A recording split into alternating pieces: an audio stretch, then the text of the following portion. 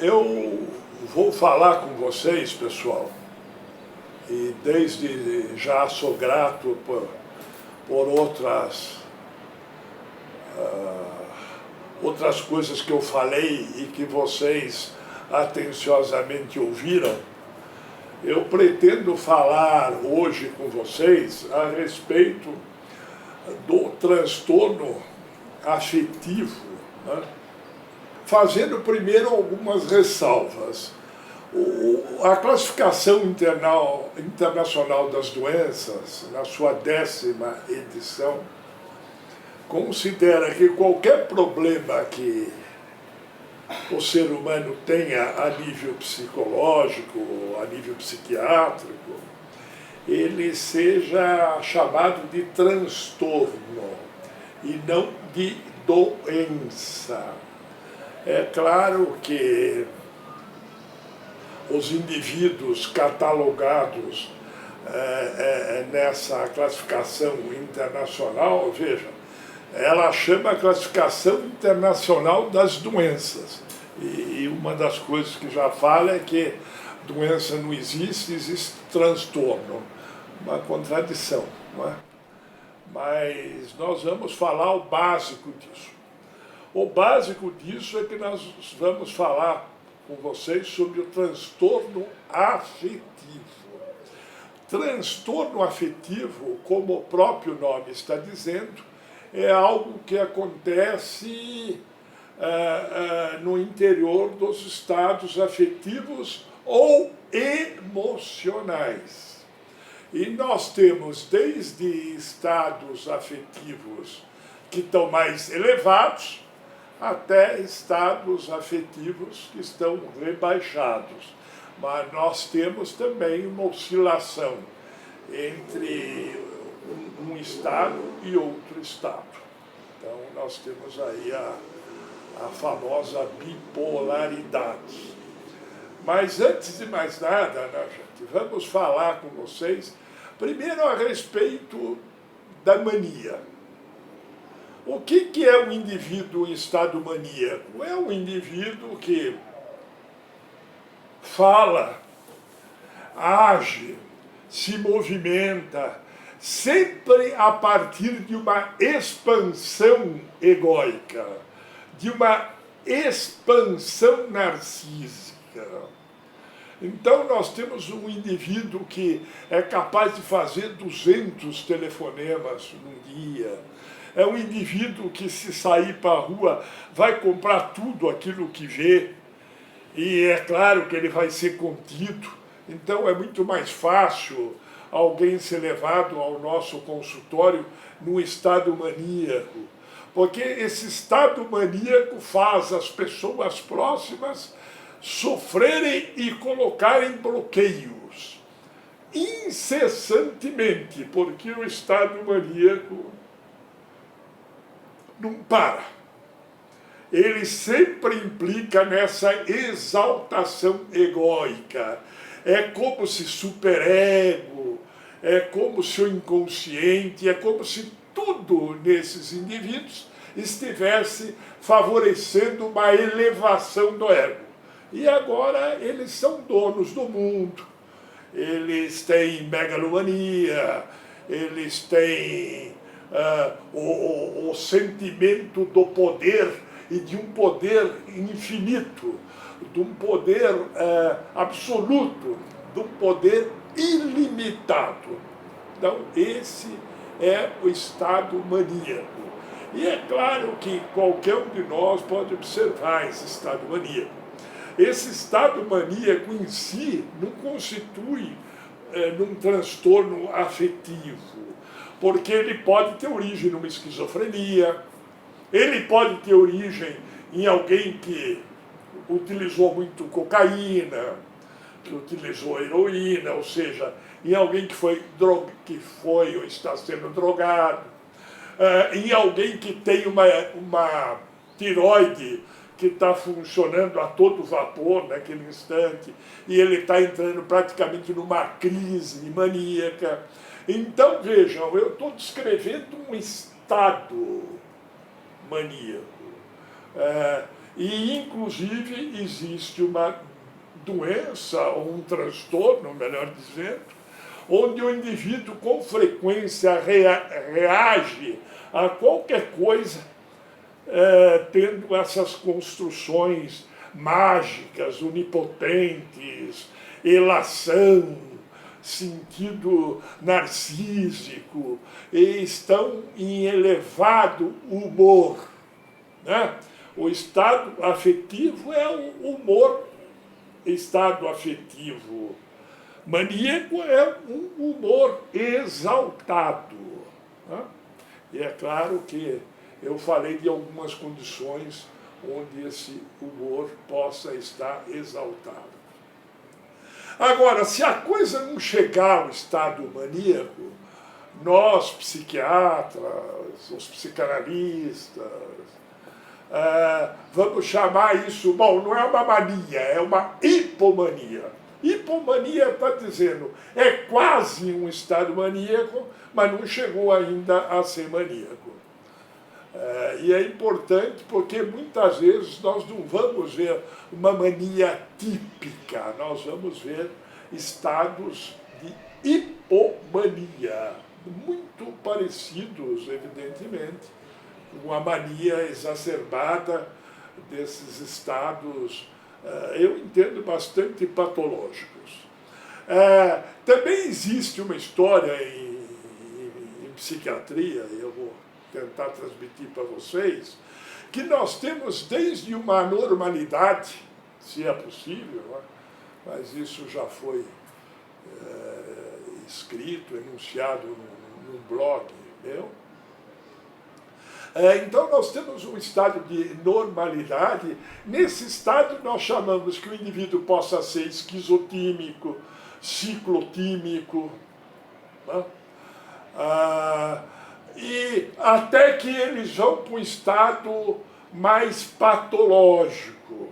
Então nós temos aí mais que a gente chama de uma anormalidade. Então nós temos o indivíduo cicloide, o indivíduo esquizoide, e praticamente nós temos um indivíduo com uma doença, com um transtorno. Aí nós temos o indivíduo esquizofrênico, né? Esquizofrenia, ou o indivíduo ciclofrênico, as famosas ciclofrenias. Então vocês vejam que nós estamos falando ainda de uma exaltação egóica. A pessoa, como é que a gente caracteriza isso? A pessoa, por exemplo, não dorme, a pessoa não precisa de comida, não precisa de pausa, a pessoa está sempre numa excitação psíquica grave, num estado de expansão egóica. Agora nós vamos falar que isso tudo pode estar abaixado. E aí nós temos os famosos quadros, os famosos estados depressivos. Na depressão, parece que todo mundo se junta no psiquismo para massacrar o ego. E agora o indivíduo se sente incapaz, se sente culpado, se sente impotente, se sente triste, não quer se alimentar também, né? Mas se não der comida a ele pode até ir definhando e chegar até a quadros onde não existe a resposta imunológica alguma. São indivíduos que estão sempre para baixo. E o Freud tem um artigo, não é? Desde o Freud, né? Que se chama Luto e Melancolia, onde ele procura descrever bem o que é o luto. Poxa, se a gente perder qualquer coisa que a gente valorize, nós vamos ficar tristes. Agora, nós podemos ficar tristes sem perda objetiva alguma. E aí nós estamos entrando numa situação, num estado, num transtorno afetivo, um transtorno de humor, que se chama depressão. Na depressão tudo está rebaixado. E já no Freud fica claro que um indivíduo que tem um estado depressivo, ele vai melhorar com os antidepressivos. E vocês sabem que os antidepressivos foram se modificando. Os primeiros criavam uma gordura, uma adiposidade até exagerada. E até que nós temos hoje antidepressivos que praticamente não produzem sintomas colaterais. Agora, é claro que a indústria farmacêutica, né, principalmente a indústria farmacêutica aplicada aos transtornos mentais, ela lutou e gastou milhões de dólares para descobrir antidepressivos poderosos e com menos efeito colateral possível. E por quê? Porque sabe que esses indivíduos terão que ser tratados muitas vezes durante anos, alguns até a vida toda. Então vocês imaginem o espantoso lucro que essas indústrias acabaram obtendo. Agora, tudo isso que nós falamos antes, essa expansão egóica e essa diminuição egóica, tanto no episódio maníaco e hipomaníaco, expansão egóica, narcisismo acentuado, insônia, anorexia, isso tudo pode estar para cima, pode estar para baixo, portanto, melancolia, tudo. E nesses transtornos pode haver sintomas psicóticos concomitantes. Então, é claro que a gente vai dizer hipomania com sintomas psicóticos, mania com sintomas psicóticos, depressão ou melancolia com sintomas psicóticos.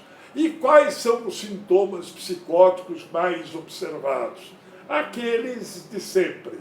Então, gente, nós temos indivíduos que se julgam, né, em exaltação egóica, podem tudo onipotentemente, e outros que justificam até o castigo, porque eles se sentem inferiores, se sentem desvalorizados, se sentem impotentes, e lutam para que a vida deles seja vista como uma coisa triste, uma coisa negativa, uma coisa muito ruim. Então, nós vimos que existe exaltação do ego, uma discreta exaltação do ego nos estados maníacos, nos estados hipomaníacos, estados maníacos de exaltação, e estados depressivos ou melancólicos. Agora, nós podemos ter uma alternância desses estados. E é claro que essa alternância entre períodos de excitação e períodos tristes e períodos de narcisismo rebaixado, de autoestima rebaixada, então nós podemos aí ter a famosa bipolaridade. E essa bipolaridade é muito diferente daquilo que eu já ouvi falar tantas vezes, que cada um de nós fica mais feliz com os acontecimentos favoráveis e mais infeliz com aquilo que acontece e que a gente não participe, não goste, se identifica pouco ou não quer gostar. E essa oscilação brusca é própria de cada um de nós. Agora, ela não é tão brusca e não tão duradoura. E houve uma época em que todo mundo quase era considerado bipolar. Vamos dizer que essa bipolaridade felizmente, ela é em torno de 5%. Ela nunca chega a 10% da população.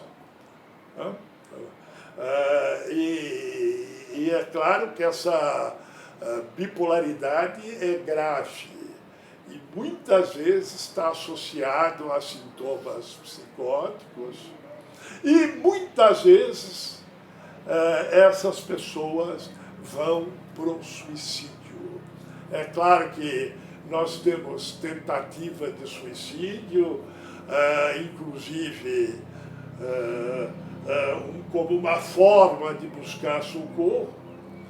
Nós temos aqueles que tentam suicídio e morrem porque não bolaram exatamente um plano capaz de chamar a atenção dos outros. E esses indivíduos, gente, possuem a famosa ideação suicida. Ideação suicida, ideação homicida, ideação de qualquer tipo, todos nós temos, mas eles persistem nessa ideação, ou seja, eles fazem uma cadeia associativa que tende sempre ao triste. E um jeito, muitas vezes, de eliminar essa tristeza é desaparecendo, é morrendo. Então, é claro que esses indivíduos muitas vezes não procuram ajuda porque eles próprios não se sentem merecedores de nenhuma ajuda. Então, era um pouco disso que eu queria conversar com vocês. E é claro que em